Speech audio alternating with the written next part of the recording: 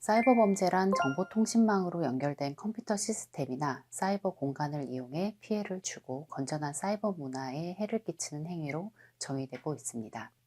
정보통신망 침해 범죄, 정보통신망 이용 범죄, 불법 컨텐츠 범죄로 구분하고 있습니다. 먼저 정보통신망 침해 범죄입니다.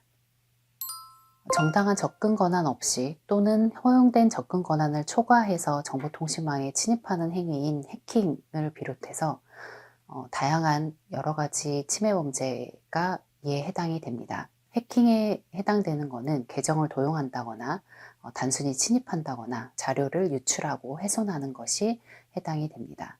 정보통신망 침해 범죄 중에 두 번째 유형인 서비스 거부 공격은 정보통신망에 대량의 신호나 데이터를 보내거나 부정한 명령을 처리하도록 해서 정보통신망에 장애를 야기한 경우를 이야기를 합니다. 세 번째는 악성 프로그램 유형인데요. 정당한 사유 없이 정보통신망 시스템, 데이터 또는 프로그램 등을 훼손하거나 변경하거나 위조하는 것이 이에 해당이 됩니다. 그리고 위의 유형에 해당되지 않는 거가 이제 기타 정보통신망 침해형 범죄에 해당이 됩니다. 다음으로는 정보통신망 이용 범죄입니다. 첫 번째 유형은 사이버 사기입니다. 사이버 사기에는 직거래 사기, 쇼핑몰 사기, 게임 사기, 기타 사이버 사기가 해당이 됩니다. 두 번째는 사이버 금융 범죄입니다. 정보통신망을 이용해서 피해자의 계좌로부터 자금 이체를 받거나 소액 결제가 되게 하는 범죄입니다. 이 사이버 금융 범죄는 법률에 의거해서 지급 정지가 가능합니다. 이 유형에 해당하는 범죄로는 개인정보를 요구를 해서 개인정보나 금융정보를 탈취해서 피해자의 계좌에서 범행 계좌로 이체하는 피싱이나 악성 코드를 이용하는 파밍, 문자 메시지를 이용하는 스미스 등이 해당이 됩니다. 피해자 PC 메모리에 침입을 해가지고 정보 탈취를 하는 메모리 해킹과 음란 화상 채팅 후에 영상을 유포하겠다고 협박을 해서 금전을 갈취하는 몽캠 피싱이 사이버 금융범죄에 해당이 됩니다. 다음으로는 개인의 위치나 아니면 개인의 정보에 대해서 침해를 하거나 도용을 하거나 누설하는 거가 개인 위치 정보 침해죄에 해당이 됩니다. 세 번째 유형은 불법 콘텐츠 범죄입니다. 불법 성영상물이나 불법 촬영물을 유포하는 등의 사이버 성폭력이 불법 콘텐츠 범죄에 해당이 됩니다. 그리고 사이버 도박, 사이버 상에서 명예훼손이나 모욕, 사이버 스토킹, 그리고 기타 불법 콘텐츠 범죄, 사이버 스팸 메일 등이 불법 콘텐츠 범죄로 유형화되고 있습니다. 그래서 사이버 범죄를 유형에 따라서 좀 정의를 하자면 인터넷을 이용하는 범죄가 있습니다. 그래서 인터넷을 범죄 도구로 이용하는 유형이 이에 해당이 됩니다. 인터넷을 이용함으로써 더욱 쉽고 빠르게 범죄를 저지른다라는 그런 특징을 보이고 있습니다. 인터넷 특정 범죄는 온라인 혹은 컴퓨터를 통해서만 범죄가 가능한 유형입니다. 악성 코드나 디도스 공격, 이런 것, 해킹 범죄 등이 인터넷 특정 범죄에 해당이 됩니다. 가상세계 범죄는 온라인 가상세계 속에서 아바타들 간에서 발생하는 살인, 절도, 강간 등의 범죄를 이야기를 합니다. 이 유형은 좀 새롭게 대두된 유형으로 볼 수가 있습니다.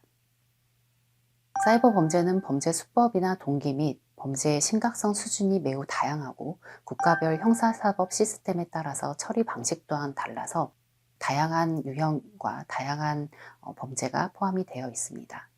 네, 사이버 범죄 동향을 살펴보도록 하겠습니다. 사이버 범죄의 발생은 2014년부터 2023년의 통계를 살펴보시면 발생 건수가 2배 이상으로 증가된 것을 알 수가 있습니다. 발생 건수에 비해서 검거 건수의 비율은 낮아지는 것을 볼 수가 있는데요. 그래서 사이버 범죄의 발생이 날로 증가하는 것에 비해서 검거가 그에 뒤따라가지 못하고 있다라고 이야기를 할 수가 있습니다. 2022년 사이버 범죄 유형별 발생 비율입니다. 먼저 사이버 사기가 67.6%로 가장 많은 비중을 차지를 하고 있습니다. 사이버 명예훼손 및 모욕이 12.7%, 사이버 금융범죄가 12.4%, 사이버 저작권 침해가 1.4%, 사이버 성폭력이 1.3% 비중을 차지하였습니다. 사이버 범죄 중 가장 많은 비중을 차지하는 유형은 사이버 사기입니다. 사이버 사기는 다양한 사기 행위가 포함되어 있는데 대표적인 수법은 중고거래 인터넷에서 카페나 앱을 통해서 개인 간 거래를 통해서 이루어지는 직거래 사기입니다. 이 직거래 사기는 최근에는 해외 사무실을 두고 조직을 구성을 해서 치밀하게 범행을 저지르는 식으로 범죄가 발전되고 있는 양상을 보입니다. 사이버 범죄가 오프라인 범죄와의 차이점을 살펴보시면 사이버 범죄는 직접적인 생명의 위협이 없기 때문에 급성 스트레스 질환이나 PTS 장애가 나타나는 경우가 많지는 않습니다. 그러나 피해자가 온라인에 대해서 어느 정도의 몰입도를 가졌는가, 그래서 온라인 환경에 대한 실제감 인식 수준이 높은 피해자들에게는 오프라인 범죄 피해자들이 경험하는 그런 유사한 피해 후유증과 증상을 경험할 가능성이 높습니다. 사이버 범죄 피해자들의 심리적 고통에 대해서는 경험적 연구가 더 필요한 실정입니다. 온라인 사기 수법에 대해서 알아보도록 하겠습니다. 먼저 SNS 사기입니다. 피해자를 사기 웹사이트로 유인해서 해킹 응용 프로그램이 설치되는 링크를 클릭하도록 유도하는 기법입니다. 두 번째, 온라인 데이트 사기는 범죄자들이 가명으로 온라인 데이트 사이트에 가입한 후에 피해자를 물색하고 데이트 명목으로 금전을 요구하는 유형입니다. 피싱은 비밀번호, 계정정보 등 개인정보를 편취할 목적으로 피해자들에게 이메일을 발송하는 유형입니다. 성금 요구 사기는 먼저 소액을 지불하면 추후 거액의 보상금을 수령할 수 있다고 피해자를 속여서 소액을 지불하도록 하는 유형입니다.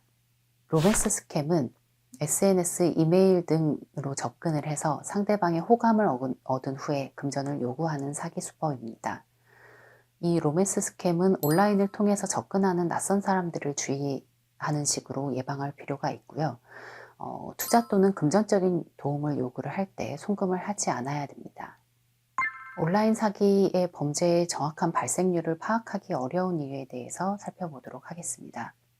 온라인 사기나 신원 도용 범죄에 대한 명확한 정의가 부재합니다. 그리고 신고 시 공범으로 의심받을 수 있다는 두려움이 피해자들로 하여금 신고를 꺼리게 만듭니다. 2차 피해에 대한 두려움, 그리고 조심하지 못했다라는 그런 비난을 받을 수 있다는 두려움도 신고를 꺼리게 만듭니다. 대부분 소액 피해가 많아서 적극적으로 신고하지 않는 경우들도 많고요. 피해자들이 범죄의 심각성보다는 신고 자체에 귀찮음을 느끼는 경우들도 있습니다. 피해자들은 스스로 속았다는 사실에 당황하고 어디에 신고해야 할지 모르기 때문에 신고를 하지 않는 경우들도 많습니다. 그리고 피해액을 돌려받을 가능성이 희박하다고 생각을 하거나 신고 자체가 무의미하다고 여길 때 피해자들은 신고를 하지 않게 되고, 이런 것들이 온라인 사기가 정확하게 어느 정도로 발생하고 있는지 파악하기 어렵게 만듭니다. 온라인 사기가 피해자에게 미치는 영향에 대해서 살펴보도록 하겠습니다. 온라인 사기나 신원도용 범죄를 당한 피해자들은 사기를 당했다는 사실로 인해서 극심한 심리적 고통에 시달립니다. 대다수의 피해자들은 스스로 사기당했다는 사실에 좌절하고 사후 피해 처리 과정이 너무 복잡하고 어려워서 불쾌한 감정을 느끼는 경우가 많습니다. 일상생활에서 부적응적인 태도를 보이기도 하고 심리적 고통으로 인해서 신체화 증상이 나타날 수도 있습니다. 피해 사실을 주변에 알리지 못하기도 하는데요. 이 때문에 주변이나 아니면 온라인 사기 피해자들을 만나는 상담가들은 피해자들에 대한 지지적인 태도를 보일 필요가 있습니다.